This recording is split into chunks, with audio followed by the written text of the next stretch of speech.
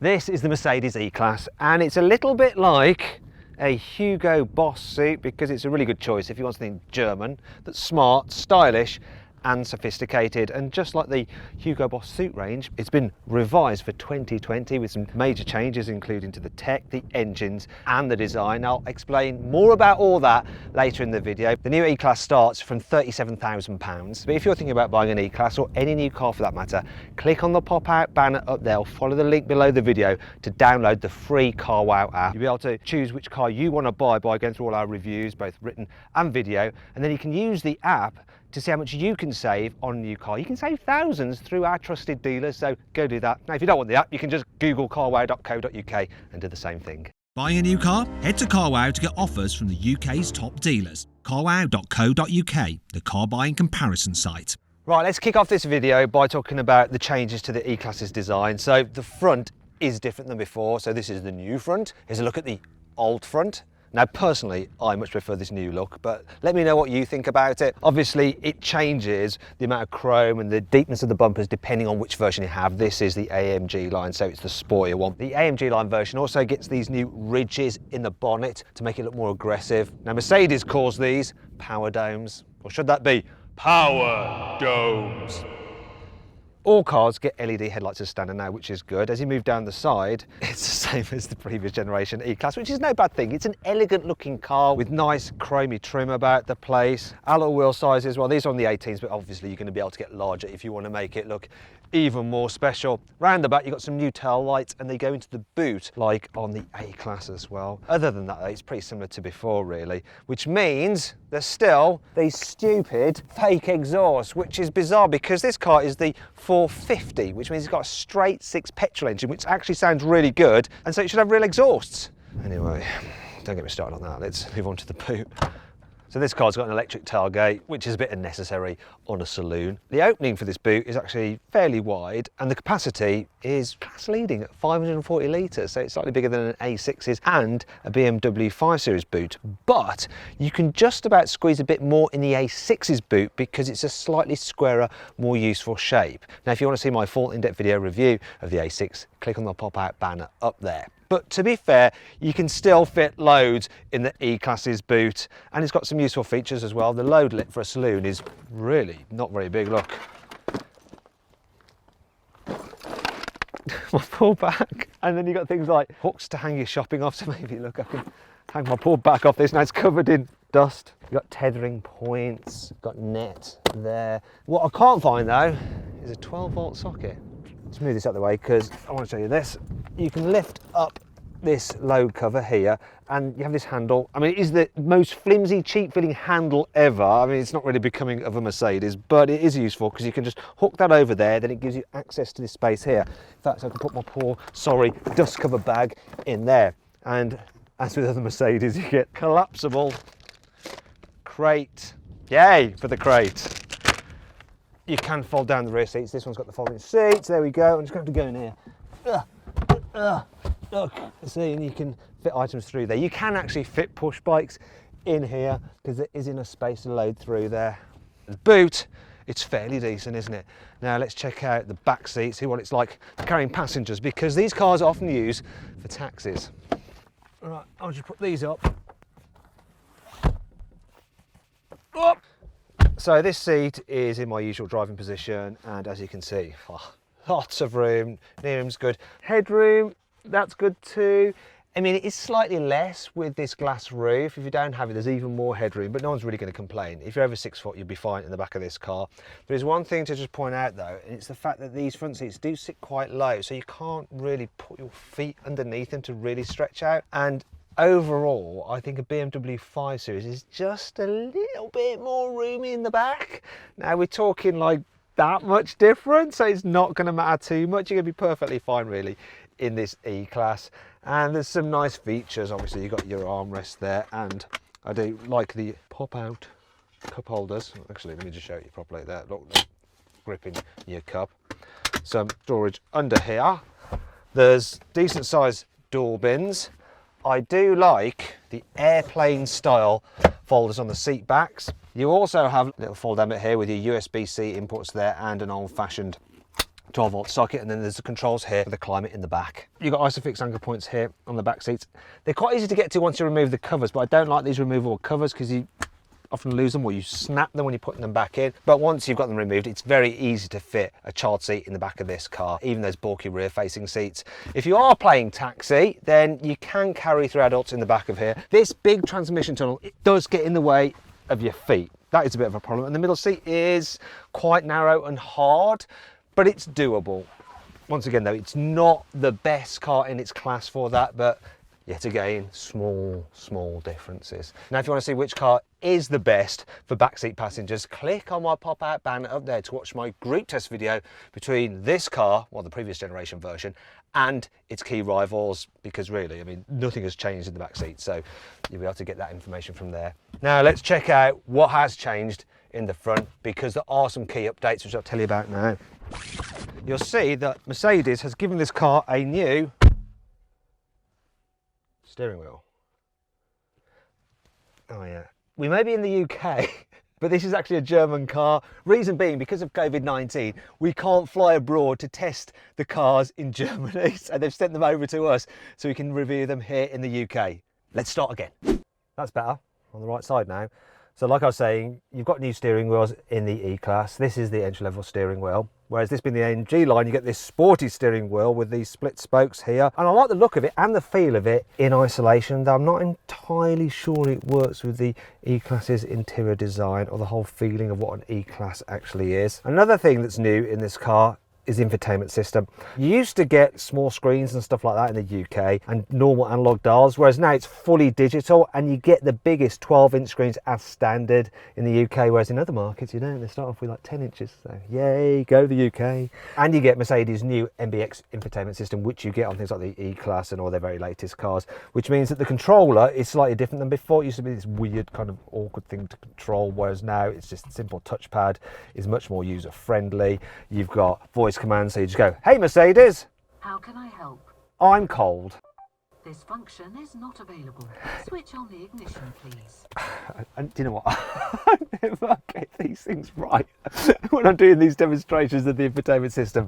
When it's your car and you get used to it and you know what you got to do, it is fairly decent. The actual infotainment system itself is brilliant. I love it. I generally use the touchscreen, to tell you the truth, because it's quite easy to just swipe through, and then there's so many different functions you can control. And it's quite logical as well. You can actually control it using these buttons on the steering wheel if you want to, but the angle of them is a bit odd. It sort of gives me repetitive strain injury. Now, you've got the second screen here. You can control that one using this controller here, and you can change through lots of different views, get lots of different information.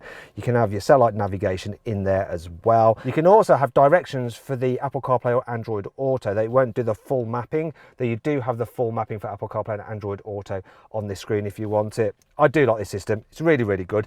I don't think it's the best system in the world anymore, because I've encountered a new infotainment system which I think is just so good and so simple.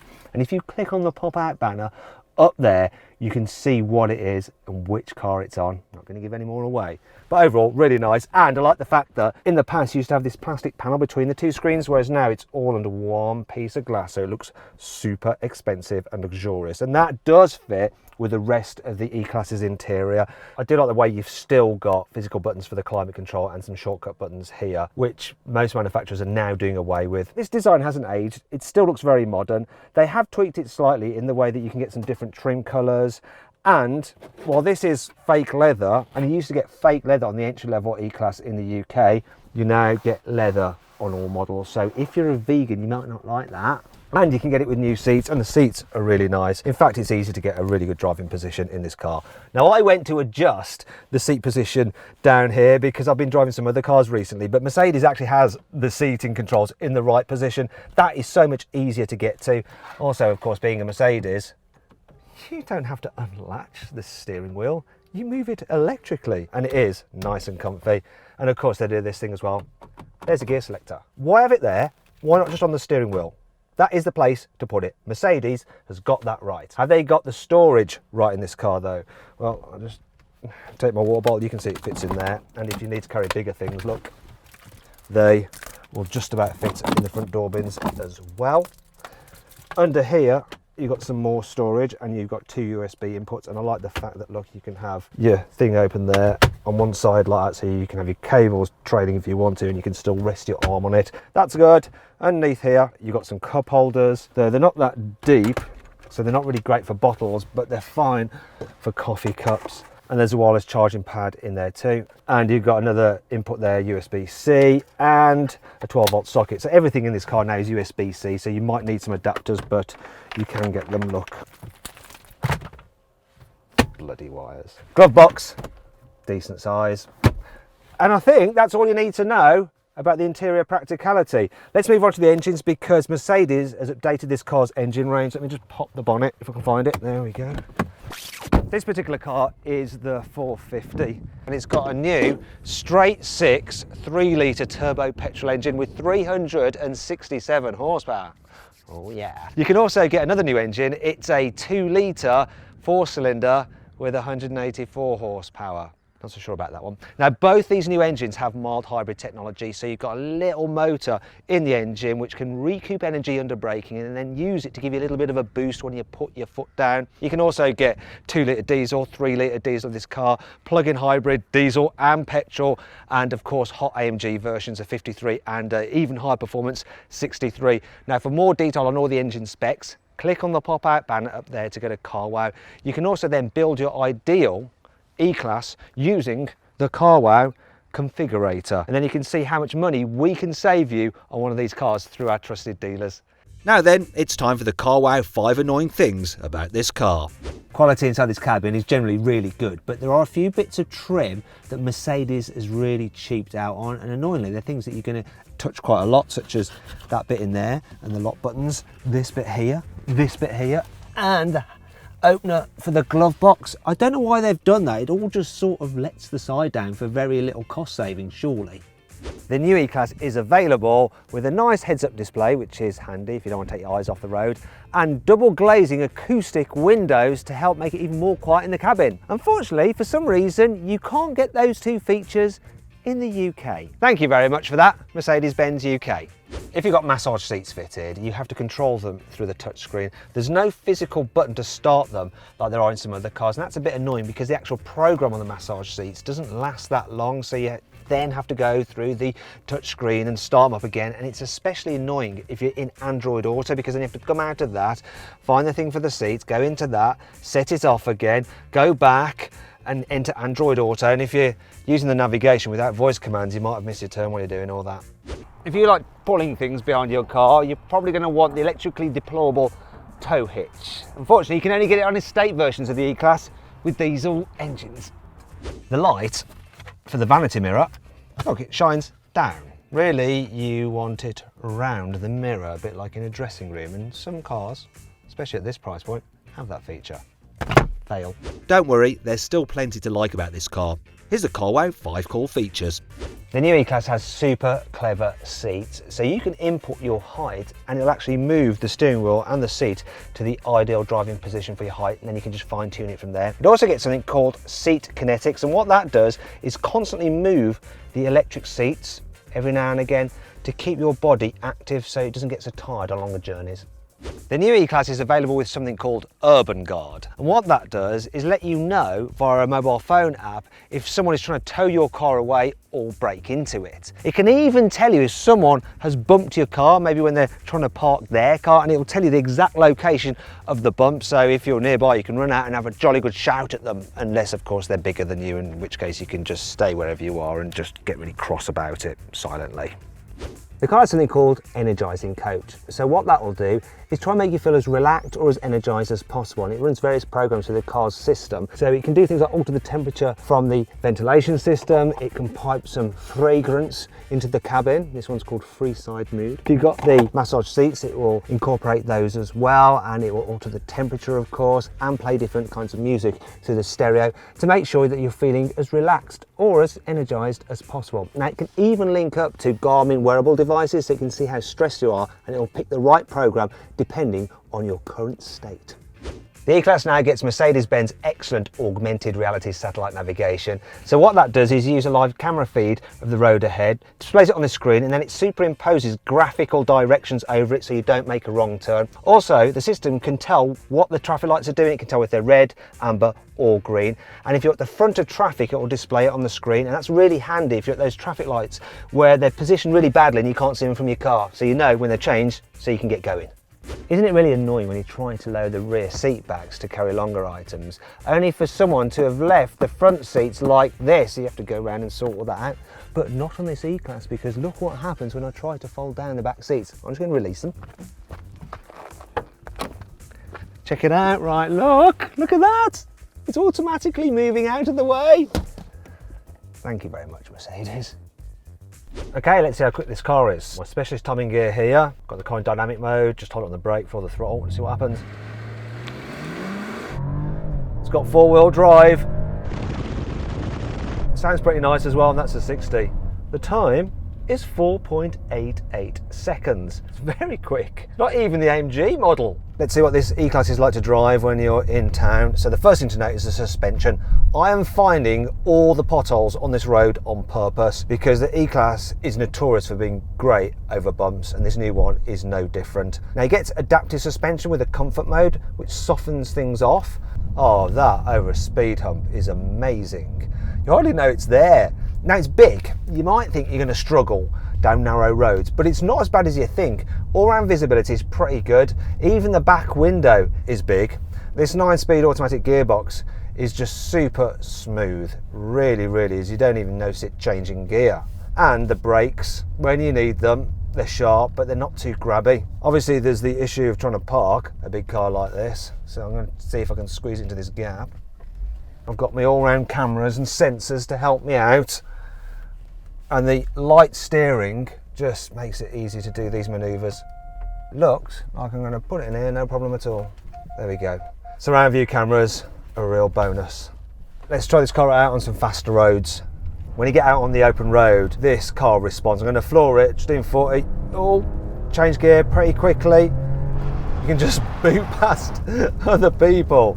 Really, really responsive gearbox. Little bit of boost you get from the electric motor just helps smooth things out, and when you back off the accelerator or brake, you then have it recouping energy and putting it back into the battery for the next time you need a little bit of a boost. This new E-Class comes with Mercedes' very latest version of their adaptive satellite navigation, so I'm just going to put it on by pressing the button, and it's going to use a radar to keep me a safe distance from the car in front. If you try and take your hands off, it will know that you're doing that. You used to be able to like trick them by wedging a weight in the steering wheel. It thought you were like applying resistance, whereas this one doesn't use that system. It actually uses the same technology as in your mobile phone screen, and it can tell if you're just even touching the wheel slightly. That way you can't fox it, and if you go too long without steering, it's going to get cross and tell you off. You can quite easily just set your speed as to what the road is. It's automatically slowing for this roundabout, and I've got my augmented reality sat nav there doing its job, making sure I don't make a wrong turn. And that's what the Mercedes E-Class is all about,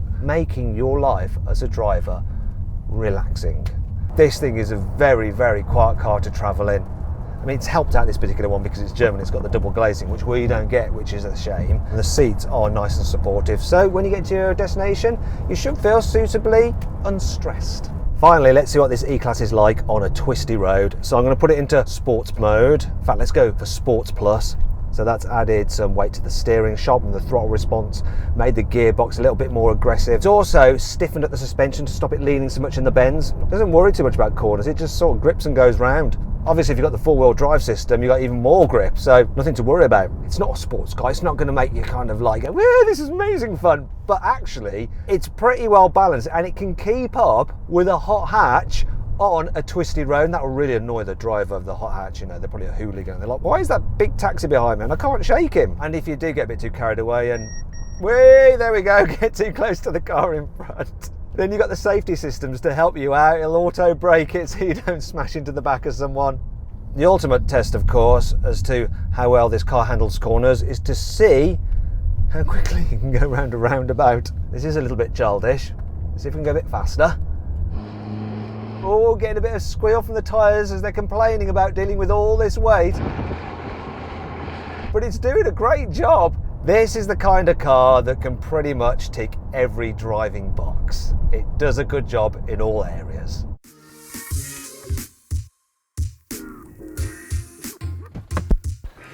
So then, what's my final verdict on the new Mercedes E-Class? Should you avoid it? Should you consider it? Should you shortlist it? Or should you just go right ahead and buy it? Well, I reckon you should shortlist the new E-Class. You know, it was already a very, very good car, and the updates have made it even better. I hope you all enjoyed the video. If you did, please give it a like. Also, let me know what you think of this new E-Class in the comments below. If you'd like to watch some more videos, just click on the video windows there. Also, please make sure you subscribe to this channel and hit the bell icon to turn your notifications on. That way you will not miss a single upload. And if you want to see how much money you can save on a new car, just Google carwow. You know, you can go there, check out our reviews of lots of different models, watch my videos, and see what offers you can get back from our trusted dealers. Yeah, we'll help you save cash, I'm telling you. So go to that if you're looking to buy a new car, or tell someone about carwow if they're looking to buy a new car. Anyway, thanks for watching. Got to take this car back to Mercedes now.